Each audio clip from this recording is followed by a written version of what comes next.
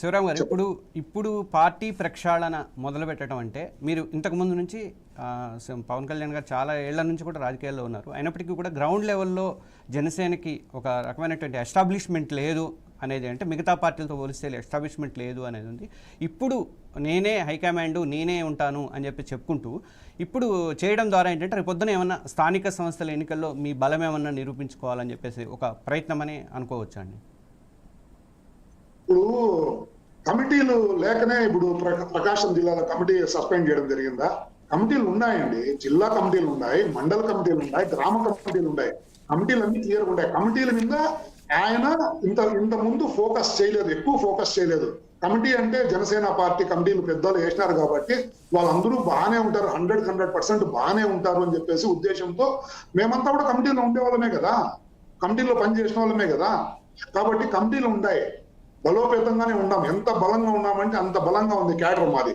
ఇక్కడ ఇప్పుడు సేనాని అంటే మేము జనసేన సేనాని అంటాం.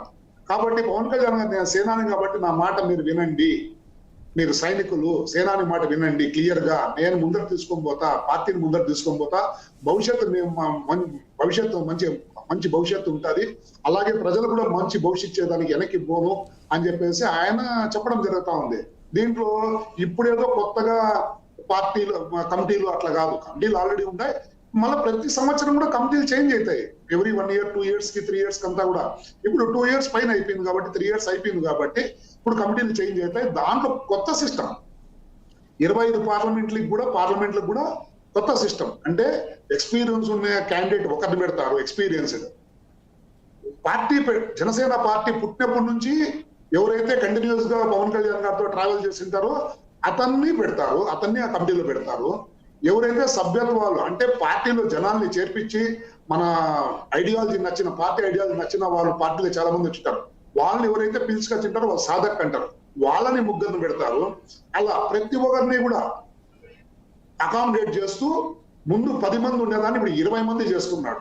20 మంది చేసినప్పుడు అందరికీ అవకాశం వస్తుంది. ఆ కమిటీలో అవకాశం వచ్చినప్పుడు ప్రతి ఒక్కరు కూడా మనం మంచి చేయడానికోసమే ఈ కమిటీలు ఆయనే స్వయంగా చేస్తున్నాడు. August 14 లోపల ఆంధ్రప్రదేశ్ లో మొత్తం అన్ని నియోజకవర్గాల్లో కమిటీలు ఫార్మ్ అయిపోతాయి.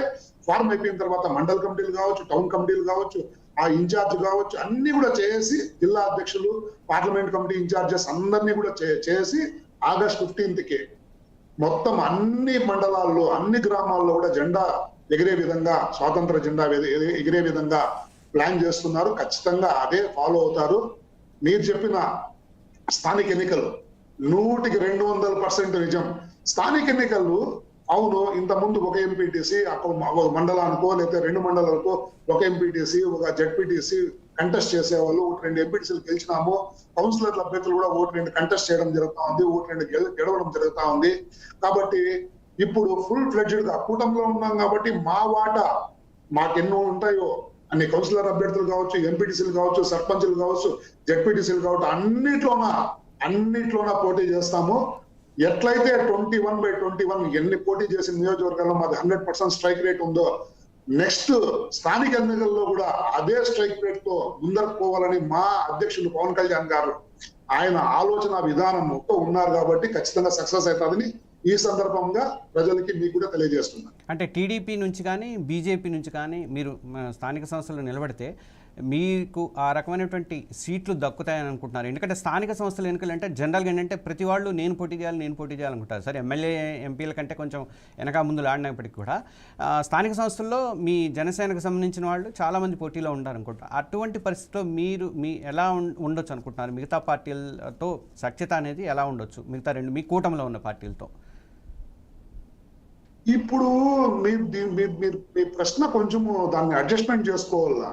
ఎందుకంటే కూటమిలో మీకు తెలిసిందే, ఇంతకుముందు మనకి ఎమ్మెల్యే సీట్లు ఎన్ని ఇచ్చినారు, ఎన్ని గెలిచినాము. ఇప్పుడు కూడా అంతే, కూటమి పెద్దలు కూర్చుంటారు. గౌరవ ముఖ్యమంత్రి గారు, ఉప ముఖ్యమంత్రి పవన్ కళ్యాణ్ గారు, వాళ్ళు ఎన్నికలకు సంబంధించిన కమిటీ అంతా కూడా కూర్చుంటారు. కూర్చొని ఒక నియోజకవర్గంలో ఎన్ని సర్పంచులు ఉన్నాయి, ఎన్ని ఎంపీటీసీలు ఉన్నాయి, ఎన్ని మున్సిపాలిటీ కార్పొరేషన్ మున్సిపాలిటీ ఉండొచ్చు, దాన్ని బట్టి ఎన్ని కౌన్సిల్, ఇప్పుడు మదనపల్లి ఉంది, 48 కౌన్సిల్స్ ఉన్నాయి సీట్స్. కాబట్టి దాన్ని బట్టి ఇక్కడ ప్లాన్ చేస్తారన్నమాట. ప్లాన్ చేసుకొని ఇక్కడ నుంచి ఒక ఎస్టిమేషన్ పంపిస్తారు. సో మాకు ఇన్ని కావాలా అని ఇన్ఛార్జ్ గా పంపించిన తర్వాత దాని మీద చర్చలు చేస్తారు. సో ఇన్ని అడిగినారు, ఈ వార్డులు అడిగినారు, ఈ పంచాయతీలు అడిగినారు అని చెప్పేసి డిసైడ్ చేసుకుంటారు. బీజేపీ, జనసేన, తెలుగుదేశం డిసైడ్ చేసుకొని దాంట్లో మళ్ళా ఏదైనా 1 or 2 డీవియేషన్స్ ఉంటే పెద్దలు కూర్చొని సెటరేట్ చేసుకుంటారు. జిల్లా లెవెల్లో చేసుకొని దాని ఇన్ఛార్జ్ లెవెల్లో చేసుకొని సెటరేట్ చేసుకుని ఎలక్షన్స్ లో గెలిచేదానికోసమే కదా ఇవంతా ప్రక్రియ. దీంట్లో డౌట్ ఏముంది మీకు? ఓకే, అంటే 12 రేపొద్దున ఇబ్బందులు రాకూడదు, కూటమి ఐక్యత బాగుండాలా, కూటమిలో ఎటువంటి చీలకలు ఉండకూడదని పవన్ కళ్యాణ్ గారు పదే కూడా మాకు ఇన్స్ట్రక్షన్స్ ఇవ్వడం జరిగింది. మేము దాని లైన్ లోనే మేమంతా కూడా ఉన్నాం. శివరామ్ గారు, అంటే 12 ఏళ్లలో కనిపించినటువంటి పవన్ కళ్యాణ్ గారు కనిపించినటువంటి కఠిన వైఖరి ఇప్పుడు ఎందుకు వచ్చింది, ఈ టైంలో ఎందుకు వచ్చింది అంటారు? ఇప్పుడు మీకు 12 ఏళ్ళలో కఠిన వైఖరి కనపడలేదని మీరు ఎట్లా అనుకుంటారు? కఠిన వైఖరి మిగతా అన్నిటి మీద ఆయన ఎక్కడైతే తప్పు జరిగింది అక్కడంతా ప్రశ్నించడం జరిగింది కదా. కవాతు చేసినాడు, భవన కార్మికుల కోసం విశాఖపట్నంలో స్టీల్ ప్లాంట్ కోసం ప్రధానమంత్రి గారిని అడగడం జరిగింది. దేంట్లో ఆయన ఫైట్ చేయలేదు, అన్నిట్లో కఠినంగానే ఉన్నాడు. కానీ పార్టీలో ఆయన ఫాలోవర్స్, ఫ్యాన్స్ ఎక్కువ కాబట్టి ఆ ఫ్యాన్స్ కార్యకర్తల రూపంలో, ఓటర్ రూపంలో చెందాలంటే వాళ్ళ మీద కఠినంగా ఉండకూడదు అనే ఉద్దేశంతో కొంచెం లిబరల్ గా ఉండడం జరిగింది. అతని ఫ్యాన్స్ మీద, అతని కార్యకర్తల మీదనే కదా, బయట వాళ్ళ మీద కాదు కదా. సో ఇప్పుడు ఎవరున్నా తప్పు చేస్తే మనం పార్టీ ఎదుగుతా ఉంది, బ్రహ్మాండంగా మా అధ్యక్షులు అనుకున్న విధంగా పార్టీ పైకి పోయేప్పుడు ఒకరిద్దరు వల్ల డ్యామేజ్ అవుతుంది కాబట్టి కఠినంగా ఇప్పుడు ఉంటేనే వాళ్ళని పక్కన పెడితే పార్టీ 100% సక్సెస్ అవుతుందనే ఉద్దేశంతో అది ఆ మైండ్ లో వచ్చిండొచ్చు. ఆ విధంగా కఠిన చర్యలు పార్టీలో తప్పులు చేసే మీద తీసుకోవాలని ఆయన గట్టిగా అనుకో ఉండొచ్చు. దాని ముందు కఠినంగా అన్నిట్లో ఉన్నాడు, ప్రజల పక్షం కఠినంగా ఉండడం జరిగింది. అంతెందుకు సార్, అమరావతిలో రైతులు 33,000 ఎకరాలు ఇచ్చినప్పుడు అప్పుడు పోయి రైతుల పక్షాన మాట్లాడి మీరు 33,000 ఎకరాలు ఇచ్చేస్తున్నారు, రేపు పొద్దున ఏదైనా ఇదే ప్రభుత్వం ఉంటే పర్వాలేదు, ప్రభుత్వం మారినప్పుడు ఏదైనా ఇబ్బందులు వస్తే మీరు ఏం చేస్తారు అని అప్పట్లోనే అమరావతి రైతులు చెప్పడం జరిగింది. సో శాసనం జరిగితే మంచిది, దీని మీద ఇదే అమరావతి, ఇదే క్యాపిటల్, అది ఇప్పుడు జరిగింది. ఆయన అప్పుడు చెప్పినాడు, ఇప్పుడు జరిగింది. వ్యక్తి ఒకటి అంతే. 2014లో ఏం ఆశించకుండా తెలుగుదేశం పార్టీకి మద్దతు ఇవ్వడం జరిగింది. దాని లాంగ్ స్టాండింగ్ ఫ్రెండ్షిప్ అంటారు. లాంగ్ స్టాండింగ్ ఫ్రెండ్షిప్ లో మధ్యలో ఏదైనా ఇబ్బందులు వస్తాయి, ఫ్రెండ్స్ లో ఇబ్బందులు వస్తాయి, సమాజంలో ఇబ్బందులు వస్తాయి, అన్నదమ్ముల మధ్యలో ఇబ్బందులు వస్తాయి. అన్ని అధిరోహించి అల్టిమేట్ గా ఏమి మా పవన్ కళ్యాణ్ గారు అల్టిమేట్ గా ఆయన ఉద్దేశం ఏమి, ప్రజల పక్షాన నుండి ప్రజలకి ఎటువంటి ఇబ్బంది వచ్చినా కూడా ముందరుండి దగ్గరుండి చేసే వ్యక్తే పవన్ కళ్యాణ్ గారు. అంతెందుకండి, రాజమండ్రిలో గోదావరి పుష్కరాలకి నీళ్లు సరిగ్గా లేవని అదేదో ఒక ఇండస్ట్రీ వాటర్ ఆడక పేపర్ మిల్ ఇది వచ్చి కలుషితం అవుతా ఉందని మా మినిస్టర్ గారికి క్లియర్ గా చెప్పడం జరిగింది. యువర్ మినిస్టర్ టేక్ కేర్, ఇవంతా క్లియర్ చేయాలా, మనం ప్రజలు స్నానం చేయాలా, పుష్కరాలు అంటే తమాషాని అంటే అట్లా ఉంటాయి. మా అధ్యక్షులు గారి పవన్ కళ్యాణ్ గారి ఇన్స్ట్రక్షన్స్, ఆయన ఆలోచన విధానము అంతా మంచిగానే ఉంటారు.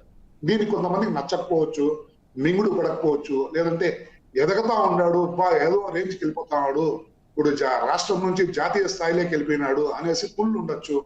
ఇవన్నీ జరుగుతాయి రాజకీయాల్లో, ఇవంతా కామన్. గోపాల్ రెడ్డి చెప్పండి. అంటే పవన్ కళ్యాణ్ గారు